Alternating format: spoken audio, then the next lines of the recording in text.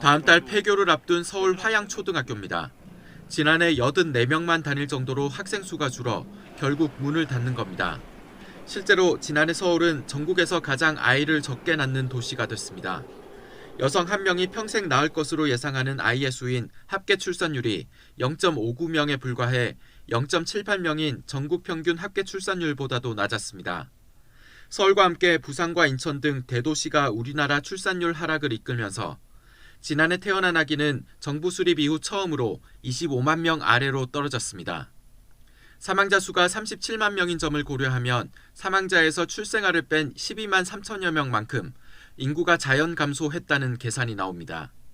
통계청이 앞서 우리나라 인구가 5천만 명 아래로 떨어지는 시점을 2031년으로 예측했던 조건 가운데 지난해 인구 자연 감소폭을 10만 6천 명으로 잡았는데 실제 감소폭은 이보다 더 크게 나오면서 5천만 명 붕괴 시점이 앞당겨질 가능성이 높아졌습니다.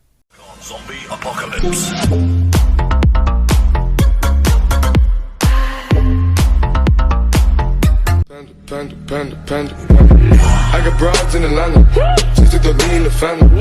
Credit cards and the scammers, getting no licks in the band. Legacies. 안녕하세요. 아카루시아 TV 나레이터 연아입니다.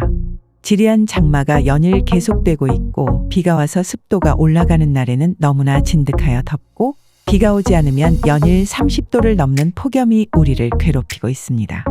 가면 갈수록 이상기후의 조짐이 여실히 보이는 우리나라도 봄, 가을이 너무나 짧아졌고 이제는 여름과 겨울만이 우리의 건강을 위협하고 있습니다. 무더운 여름철, 시청자 여러분들도 건강 조심하시고 슬기롭게 잘 넘기시기 바랍니다. 오늘은 점점 발등에 불이 되어 대한민국을 덮치고 있는 저출산의 공포라는 주제로 영상 만들어 보았습니다. 지금 대한민국은 너무나 어려운 상황에 시시각각 처하고 있습니다. 너무나 어울리지 않는 자리에 있는 대통령과 그런 대통령을 사수하기 위하여 온몸을 던지고 있는 정치인들, 장관들, 경제인들, 온갖 프락치들이 나라를 망국의 지름길로 급행열차로 운행하고 있습니다. 그 와중에도 정말로 나라를 절단낼지도 모를 저출산의 공포는 이제 어제 오늘의 일이 아니라 당장 우리의 생활 자체를 송두리째 바꿔버릴 큰 모멘텀의 핵을 이루고 있습니다. 벌써 20여 년 전부터 대한민국의 저출산은 경고등이 들어왔고 새로 들어서는 정부마다 온갖 대책과 예산은 수백조씩 들이부었지만 오히려 출산율은 더욱더 떨어지고 2022년 들어서는 정말로 0.78이라는 어마무시한 숫자를 보고야 말았습니다. 이는 OECD 국가 중 가장 최저치이며 전 세계적으로 유례를 찾아볼 수 없는 급격한 인구 감소를 보여주며 어쩌면 인구 감소에 의한 국가 소멸 국가 1호가 될지도 모른다는 큰 불안감마저 감도는 분위기입니다.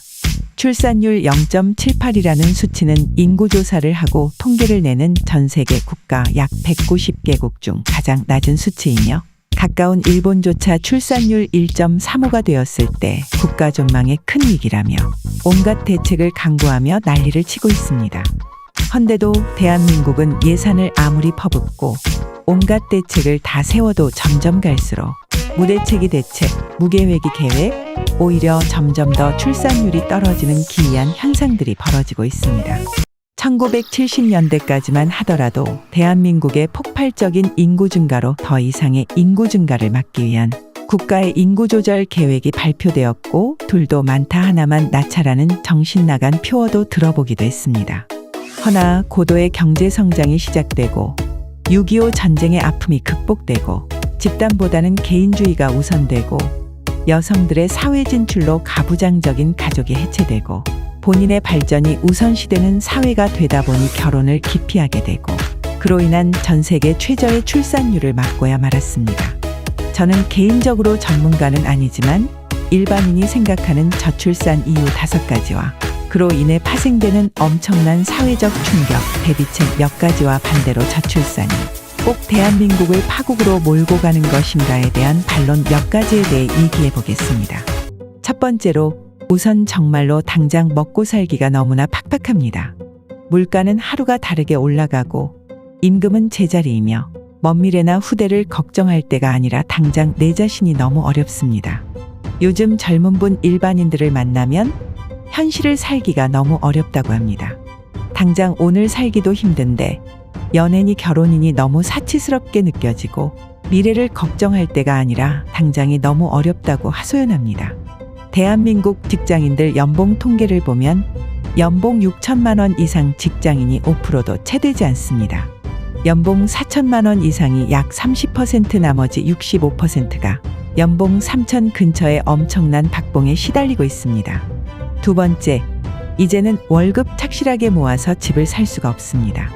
1980년대까지만 하더라도 서울은 몰라도 지방이라면 직장 10년 정도 착실히 다니면 작은 아파트 정도는 마련할 수 있었습니다. 지금은 서울이 아니라 지방이라도 본인의 소득으로는 어떤 집도 살 수 없는 시대가 되어버렸습니다. 네, 사실상 경제적 어려움이 저출산의 가장 큰 이유입니다. 이걸 애써 외면하면서 온갖 대책이랍시고 돈을 퍼부어봤자 아무런 소용이 없는 것입니다. 세 번째, 2023년 현재조차도 여전히 조선시대 윤리관이 대한민국을 지배하고 있다는 것입니다. 사실 우리 주변을 둘러보면 미혼모, 미혼부가 상당히 많이 존재합니다. 출산은 반드시 결혼을 해야만이 한다는 사고방식에서 이제는 벗어날 때가 되었다고 생각합니다. 시대가 시대인 만큼 동거부부나 비록 결혼신고를 안 했다 손 치더라도 그들의 출산은 축복받아야 할 일이며 국가가 적극적으로 보호해야 한다고 생각합니다. 넷째로, 애완동물을 키우고 있는 1인 가정의 급격한 증가도 저출산의 한 가지 이유라고 생각합니다. 사람이 애완동물을 키우면 혼자 사는 외로움이 크게 줄어들고 사람에 대한 외로움이 줄어드니 결혼의 필요성 또한 못 느끼게 되는 겁니다. 이는 국가의 경제 발전과 맞물려 개인이 애완동물을 키우는 경우가 매우 많아지고 마치 사람을 대하듯 자식처럼 생각하는 경우가 비일비재합니다. 더군다나 애완동물을 키우는 1인 가정이 결혼의 때가 오더라도 애완동물 때문이라도 출산을 기피하는 현상이 나타나고 또 막상 출산을 하더라도 어느 쪽을 더 애지중지해야 하는지 난감할 때가 많습니다. 애완동물을 키우지 않는 이들은 당연히 자식이 우선이지 않냐 하실지 몰라도 정작 애완동물에 애정을 가진 분들은 혼란을 겪을 때가 많습니다. 다섯 번째, 사실 이 다섯 번째가 그 모든 이유를 대신한다고 생각하는데 6.25 전쟁 이후 먹고 살기가 어렵고 집단적으로 똘똘 뭉쳐 난관을 극복해야 할 때는 개인이 희생당하기 쉽고 소수가 다수를 위해 참아야 하는 경우가 많았지만 경제가 발전하고 점점 개인의 행복이 집단의 행복보다 우선시되고 인권이나 개인의 발전이 우선시되면서 자식을 낳아 육아에 얽매이기도 싫고 본인의 커리어도 지키고 싶고 경제적 자유를 더 많이 누리고 싶은 결과가 결국 이러한 저출산 시대를 만든 것이라고 봅니다. 자, 그러면 저출산 시대의 공포에 대해 원인과 결과를 알아보았다면 이번에는 과연 저출산이 꼭 공포이기만 한 것일까에 대한 반론 의견을 말해볼까 합니다. 사실 대한민국의 인구는 국토 면적에 비해서 매우 많은 편에 속합니다. 과도한 수도 집중과 편중된 국토 발전이 문제이지 국토 면적을 따지자면 약 4천만 정도가 적정 수준이라고 전문가들은 말합니다. 일본의 예를 들자면 과거 10년 전의 일들이 현재의 대한민국이라는 의견을 개진하면 많은 분들이 이젠 그렇지 않다, 더욱더 빨리 가속화되고 있다고 하는데 여전히 저희 생각은 일본의 10년 전이 지금의 대한민국이라고 생각합니다. 저출산의 시대가 되면서 이제는 매년 약 8만 명의 인구가 줄어들고 있습니다. 2022년 기준 대한민국 인구는 약 5,100만 정도인데 앞으로 10년 이내 5천만 명 밑으로 떨어진다고 합니다. 사람이 점점 귀해지는 시대가 올 것입니다. 더 이상 치열하게 경쟁을 해야 하는 시대가 저물 것입니다. 수많은 학교가 폐교를 하고 통합을 하며 양질의 학교만 남을 것입니다. 물론 노동자의 수도 감소를 하여 국가의 세수도 줄어들 것이고 노인 인구를 부양해야 한다는 난제는 남을 것입니다. 아무리 인구가 줄어들고 노인 인구가 많아지고 미래가 어둡다고 해서 대한민국이 망한다고는 생각하지 않습니다. 영화의 한 대사를 가지고 말한다면 우리는 언제나 대책을 찾을 것입니다. 물론 마냥 긍정의 말만 하는 것이 아닙니다. 어두운 미래, 비관적인 인구 감소, 기타 등등의 어려움이 있지만 그렇다고 미래가 무조건 어둡기만 한 것은 아닙니다. 오히려 적정 인구로 조절이 잘 된다면 그걸 기회로 삼아 경제 발전과 문화 발전, 나아가 국가의 발전으로도 이어질 수도 있다고 봅니다. 시청자 여러분, 우리는 여태 한 번도 겪어보지 않은 저출산의 시대에 살고 있습니다.